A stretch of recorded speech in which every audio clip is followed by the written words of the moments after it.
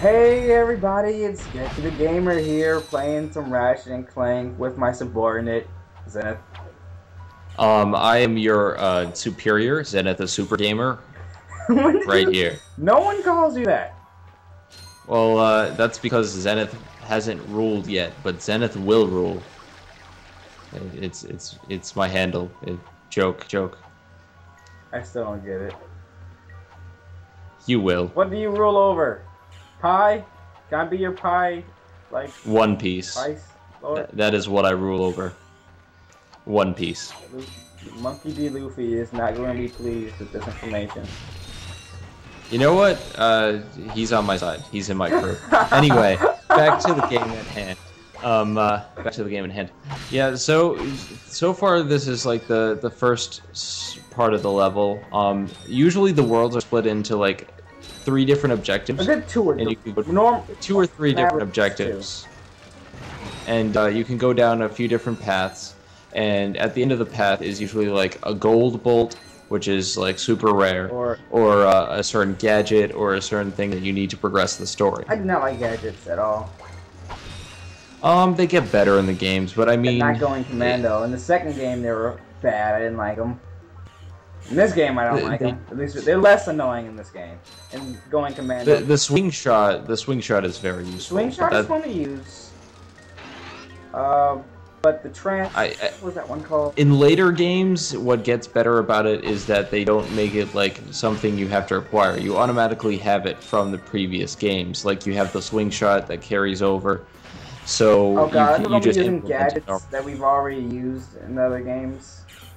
But they're implemented much better. But we'll get to that when we get to the later games in the series. That's right, we're going to be talking about every single Ratchet Clank. That's right, we haven't actually said we're playing all the Ratchet games, have we?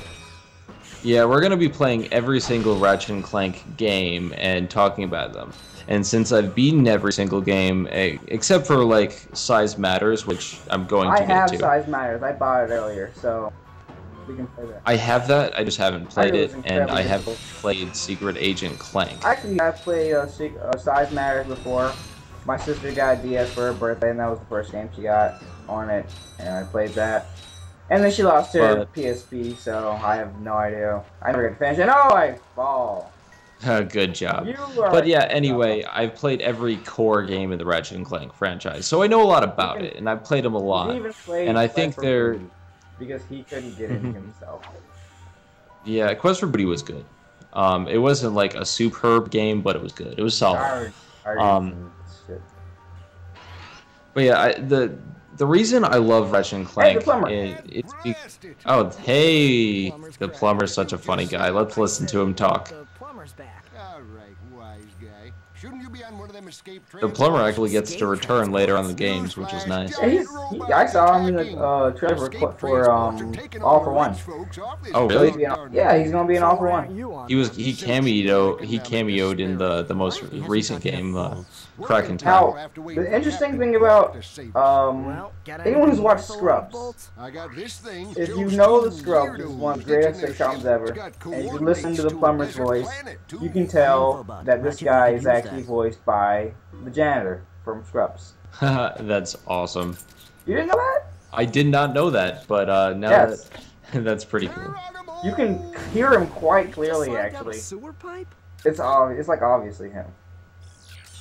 If you just put the two together. Mayday, mayday! This is the solar ship dude. We seem to be under it's 90s kid. Really nice. Yeah, it's 90s kid and 80s chick right here. We have an 80s chick? Yeah, it was in Elseworld's story of Linkara. When we land, I'll see if I can scare up an exhibition for you. We're not gonna live that long. Who put Linkara in my Let's Play? I did. Damn you. But yeah, the thing about the Ratchet & Clank series is that it's been going on for a long time, and it's been cross-platform. So it shows that this game has very good. It's been on PSP and PS2 and PS3. Wait, what's cross-platform mean again? It's been on many different platforms. It's been That's on what it means. 3 different platforms. It shows how good the game is and the staying power the game has.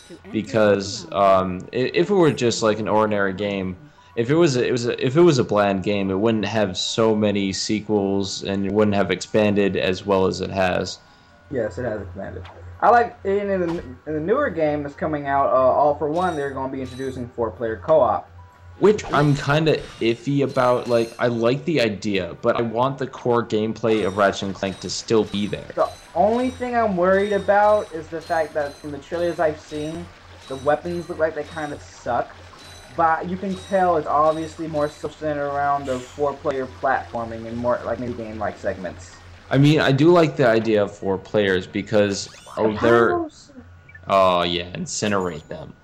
But yeah, that reminds 4 players is really good in the environment today because everything is online and people just exist to play games together. We bring people together. So it could be good if implemented right. And Insomniac has proven through many games that they do a good job. A couple of games have been iffy. Deadlocked was okay, it was solid, but it wasn't the best. Quest for Booty was solid, but it wasn't a full title. I mean, the core titles in the series tend to be really, really good. What I find kind of funny is that people are looking at the All for One trailers and claiming it ruined their childhood. Childhood! Oh my god, the pain. But I was like 12 when I played the second game in the series. How old are these people claiming that they're I was really young when I played the first game. Like, how old is it was one of the first PS2 games, so I mean, it was 2002. It just makes you think. The game came out in 2002. So I don't think there should be that many people ruining it. Maybe though a few people who are in the right year. But there shouldn't be anyone. But even still, how does it ruin your childhood? They're just making they're making a game better. They're improving upon a game that has existed for a long time, that has been expanded upon, that each release in the game has been better than the last in most regards. So I don't see why it's ruining their childhood when they keep improving on the gameplay formula that has proved to be a winning formula. It's not like Crash Bandicoot where they just completely, I don't know what it's not with Crash Bandicoot and Summit with Sonic, Spyro. It's where they had I'd say more with Spyro than with Sonic, because Sonic at least is trying to please people. I don't know what they're doing with Crash Bandicoot and Spyro. What happened was with Crash Bandicoot and Spyro were PS1 era games, and they had a really good formula. But after a while, it tended to show its age, and it didn't really expand upon it. You know, with Ratchet and Clank, you had evolution. Right. With Spyro and with Crash Bandicoot, you didn't have too much evolution. Except for Crash Twin Sanity. Crash Twin Sanity was a great evolution of the series. I don't see why I haven't played that. The last Crash game that I played was Crash Bandicoot War. You should. And Crash Bandicoot War. You know, we're gonna play Crash Twin Sanity one day because you guys see how awesome that game is and how that game should have been expanded upon, not revamped into this new series. But you know what tends to happen to these PS1 era games, and some is that they turn into racing games. Really? That's what they tend to do when a genre goes stale, is they turn into a racing game. They did it with Jak and Daxter. Jak and Daxter was actually racing game was actually fun, and it wasn't. From what I hear, it was fun, and the series it wasn't because the series got stale. It was alright, but I don't think it expanded upon the series. Like, the story was it just didn't expand upon it. Like, Jak 3 was an amazing game. Like after which game did the racing game come out? Jak 2 or Jak 3? After Jak 3, it was handed to a different developer, because they went to work on Uncharted. Huh. Yeah, Naughty Dog gave up the rights to a couple of their properties. Like, they gave up Crash Bandicoot, and it turned into a racing franchise. They gave up Jak and Daxter, and it turned into a racing franchise. The thing about that is that, while I know Naughty Dog, when it didn't start when Naughty Dog handed off Crash Bandicoot, because if Naughty Dog didn't hand off Crash Bandicoot, we wouldn't have Crash Twin Sanity. The thing about that is that it was handed off to another developer after that, or maybe they changed names or something. But after Crash to Insanity, that's when the racing game came out, and that's when the reboot came out. The problems began. Yeah. The racing game wasn't bad. It was stale in that it gave you the same enemies over and over again, and expected you to find like these confusing paths around these overworlds. You spent more time in the overworlds than racing. But the thing about it is, when you're going into a Crash Bandicoot game, you're not expecting racing. I'm expecting the same Crash-style gameplay. 3 racing games. And, Has this ever happened to you? and I don't like the racing thing. It just gets me, stale. there's It's not nothing something down that of Lodgy and helps the Snagglebee's series. Crash from Team the Racing was inside, actually pretty good. and knowing your equipment isn't functioning properly. That was one of That's the why first I come to racing Al's games RoboShack I for ever all had, my so that was electronic fun. needs. That was a lot of fun Al to has do been when I the was little. exclusive repair shop for my super electro But then again, gadgets there's since I just was only knee-high so to a much you can do with a sandbell. racing game in the If first Al place, can't fix and to it, make a Crash it's not racing broke. game Right, Al? and continue to do Well, Crash that. Tag You Team said Racing it, it was pal. actually kind of clever, So but if you're fighting it crime, didn't or work just in that fighting all you crime. basically did was You more come from to another Al's car, RoboShack in Metropolis for use the all your turret robotic to land the repair. race, and that was Al's basically it. So the RoboShack, turret was it's kind of fun to use, but it was fortastic. basically all you did if you wanted to win. Do you know what this means? With Spyro, it was a different story. I don't think they did a racing game, but it didn't It evolve. got dark. It- It started getting combat heavy, where you were doing a lot of combos. It was kind of cool. I remember it was kind of fun, but also at the same time There were repetitive. some You can count on new us. elements that were fun. Like I like when they implemented the I skateboarding. like the. Well, that was like 2 or Spyro 2 or 3, I think. Yeah, but I mean, it I'm just talking about like with Spyro. Xbox 360 era, where they introduced like the self-interest character. I didn't play I that. played I got up to like maybe Spyro 3 or something like that, and it's just like this is the same exact game as Spyro 1 and Spyro 2. You're I think collecting I'll play gems. we'll probably do an LP of Crash to Insanity and the newer Spyro game just so I can show you what they did. Because I know they basically made Spyro gritty. Well, And anyway, we've been talking about other games for a long time. I wanted to talk about Spyro's acid and fire and electricity breath, though. That was cool. I like it. Who cares about that? We just cleared a planet. Whole Yeah. freaking planet. So now we have a new ship, and we're going off into the solar system to planet Iridia. This video counter is not counting, so I have no idea when this video is gonna end.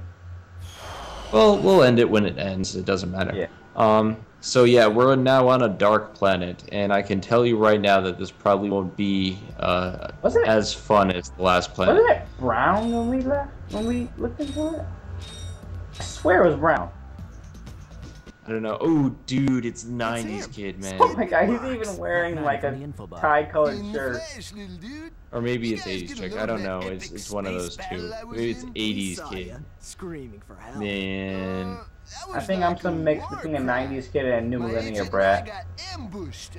Either way, I don't like the 90s as much. I'm not one of those extreme kind of people. I tend to like, I don't know, I like smart games Oh, come on. more. Smart games. Or games that are implemented in a good way. Like, I don't like games that are just hip or just cool to be cool, you know what I'm saying? Like Shadow of the Hedgehog. Decent hoverboard. Like modern Sonic games. Shut up. Like Werehog. Like, oh look, werewolves are the new thing, so we're gonna do that, and it's gonna be hip. Hey, cool. if they were going... Since vampires got killed by Twilight, werewolves have been the new thing. You know? Really? Yeah, with the Wolfman. Was that... There's been a lot of movies. Even Twilight had a werewolf. Yeah. I don't know. I think if they switched werewolf with Knuckles, they can, like, that would have just cleared so many problems, and it skipped again. Oh, wait, no, is it in? Is it done? Yep, so, everyone, that's been, our second part of the Let's Play. I'm, Zenith, the Super Gamer, and this is Geki, the Ordinary Gamer, and, we are playing Ratchet Clank and talking about a lot of other stuff as we go along. I'm doing all the work. So, hope you enjoyed the Let's Play, and see you guys later. Bye. Bye. You did the last outro. Shut up. It's my show. Yeah, but I'm co-starring, and I'm the super gamer. You're super Rav.